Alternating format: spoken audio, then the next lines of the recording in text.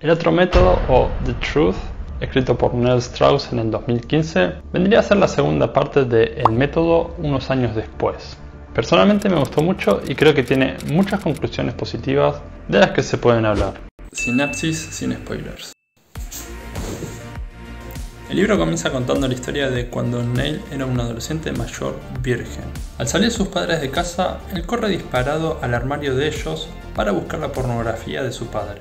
Anteriormente le había encontrado unas revistas de Playboy, así que no era difícil imaginar que tenía algo más. Porno real, dice Neil, del bueno.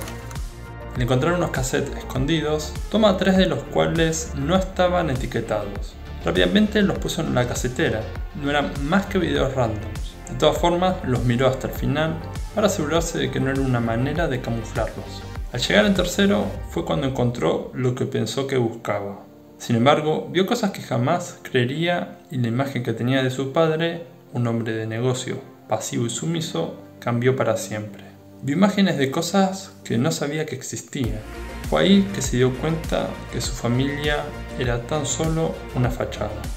«Prometí que no se lo dirás a nadie», dijo su madre. «Lo prometo», dijo Neil, y nunca le dijo a nadie acerca del secreto de su padre. La historia del libro transcurre en un periodo de 4 años y muestra el otro lado de la moneda después de haberse introducido en el mundo de los pick-up artists y cómo cae en una gran depresión y adicción al sexo. Todo esto es desencadenado al engañar a su novia Ingrid, quien era la persona a quien más amaba, y al sentir que la monogamia no era para él, después de la infidelidad, comienza una búsqueda por las relaciones múltiples y poliamorosas, creyendo que las relaciones monógamas no eran para él. Puntos interesantes del libro. Uno de los primeros puntos que menciona Neil Strauss en su libro es la importancia que juegan los padres en nuestras relaciones íntimas de adulto.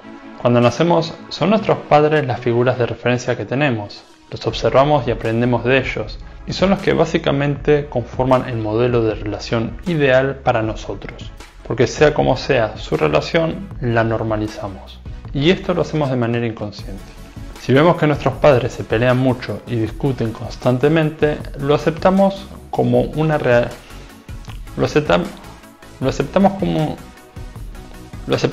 relación normal y pensamos que el amor es así. Son nuestros padres los que han dado forma a lo que las relaciones ideales son para todos nosotros. En el libro, Neil cuenta cómo su madre sustituyó el papel de su padre por él, un término conocido como incesto emocional. Básicamente significa que su madre reemplazaba con Neil la relación íntima que debía tener con su padre. Y explícitamente en el libro dice que su madre estaba enamorada de él y saboteaba todas las relaciones que Neil podría tener con otras mujeres. Un ejemplo de lo que hacía su madre, cuenta Neil, era que ya desde niño, con 8 años, su madre entraba cada noche a su habitación y hablaba de lo terrible que era su padre.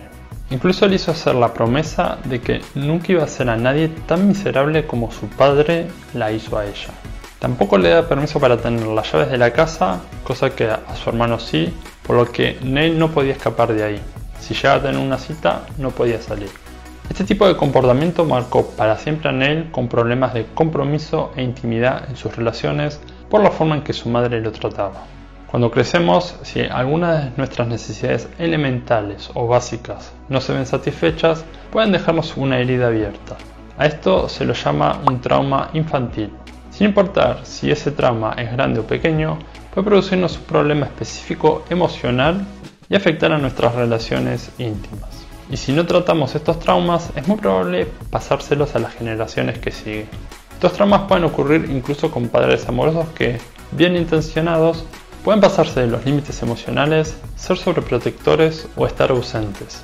Si nuestra madre estaba llena de ansiedad cuando nos alimentaba del pecho o nuestro padre venía enojado del trabajo, son cosas que de niño absorbemos como esponjas y podemos llegar a asumir que es nuestra culpa o responsabilidad de cómo ellos se sienten, generando problemas a futuro. Entonces, otros ejemplos de cómo nuestros padres pueden afectar nuestras relaciones es si nuestros padres se divorciaron cuando crecíamos. Esto va a generar dificultades para aceptar y ser leal a nuestra pareja. Esto puede hacer que nunca hayamos sabido lo que es el verdadero amor porque nuestros padres no nos dieron el ejemplo. Neil dice, todos recibimos algo conocido como un equipaje, de nuestros padres que cargamos con nosotros, nos demos cuenta o no. Si pensamos que nuestros padres eran perfectos, entonces lo más probable es que tengamos problemas ocultos. Pero notar un problema de cómo nos criaron es solo una parte del camino. Poner energía en curarnos es el verdadero desafío. Si realmente amamos a alguien, es mejor ser brutalmente honesto con ellos. No debemos contenernos en nuestras opiniones y seamos directos con ellos. Otro tema del que habla Neil es el de conseguir el estado mental adulto. Esto significa que debemos apreciarnos y comprendernos a nosotros mismos antes de poder amar y comprender a cualquier otra persona. Si de niños sufríamos abusos o abandono, al crecer esto nos generará fijaciones y sentimientos de insatisfacción que buscaremos llenarlos con otras personas. Y lo cierto es que no es tarea de las otras personas llenar esos agujeros, sino que es algo que debemos hacer nosotros mismos. Así que conclusión. Les voy a hablar de 4 puntos. Desde primero, creo que uno de los puntos interesantes de este libro es mostrar esa vida de una de las figuras más importantes del Pickup Artist que dio a luz a todo este movimiento, no solo descalificando las técnicas para mejorar en la seducción, sino que buscando la raíz de fondo de sus propios problemas. Hasta en el libro dice que no necesita técnicas estúpidas para atraer a alguien. Entonces me gusta ese contraste donde Neil Strauss en su primer libro hablaba de la microcalibración y de cómo mejoraba sus técnicas de manera sofisticada para volverse infalible. Sin embargo, en este segundo libro, pese a que era un tipo que le iba bien con las mujeres, vemos a alguien que ni siquiera puede solucionar sus propios problemas emocionales. Alguien que en ciertas circunstancias buscaba la validación de otras personas, pierde el control de las situaciones, malinterpreta lo que dicen los demás, muchas veces la novia lo mandaba a dormir en el sofá o le revisaba el celular. Y el punto es ese, si contamos con un montón de problemas emocionales que no trabajamos a fondo, por más técnicas que aprendamos, esos problemas salen a flote. Y al final solo nos van a aceptar otras personas que tampoco pueden solucionar sus propios problemas. 2. Entonces, me gusta también que hay una visión mucho más madura en él a la hora de querer mejorar. En el libro presenta un hombre llamado Rick, quien siempre le da consejos. Y no era alguien que especialmente le fuera bien con las mujeres, sino que tenía una vida más equilibrada. Entonces, creo que se quita esa validación femenina. Ya no valora a alguien porque le vaya bien con las mujeres, sino que es a un nivel más íntimo. A Mystery ni siquiera lo menciona en este libro y sin embargo menciona muchas veces el método. 3. Otro punto que me gustó es que muestra los problemas amorosos de forma más neutral. Los problemas que podemos cargar tanto si somos hombres o mujeres. Ya no habla tanto de una mujer como una TV10, sino como una persona que también busca validación y comprensión. Entonces hay una visión más humana y no solo desde una perspectiva masculina. Y 4. El último punto, para quienes vieron los resúmenes del hombre racional, Neil en su libro menciona la estrategia dual sexual, que yo la conocía por Rollo Tomasi. Sin embargo, viene de la antropóloga Helen Fisher, a quien le tengo más respeto. Y la verdad, no recuerdo que Rollo la mencione en absoluto. Sin embargo, Neil en su libro dice que Helen Fisher se arrepiente profundamente de esa teoría que escribió. Así que después voy a leer ese libro que creo que se llama La anatomía del amor. Entonces, spoilers. ¿Qué había encontrado en los videos de su padre? En la cinta Neil descubre mujeres con problemas corporales, mujeres nadando que les faltaban partes del cuerpo, cosas así. El padre tenía fetiches con mujeres que tenían daños en el cuerpo y la madre de Neil tenía una pierna con problemas. No sé si está mal dicho, pero era coja. Yo igual me esperaba algo más fuerte, pero bueno, esa es la historia.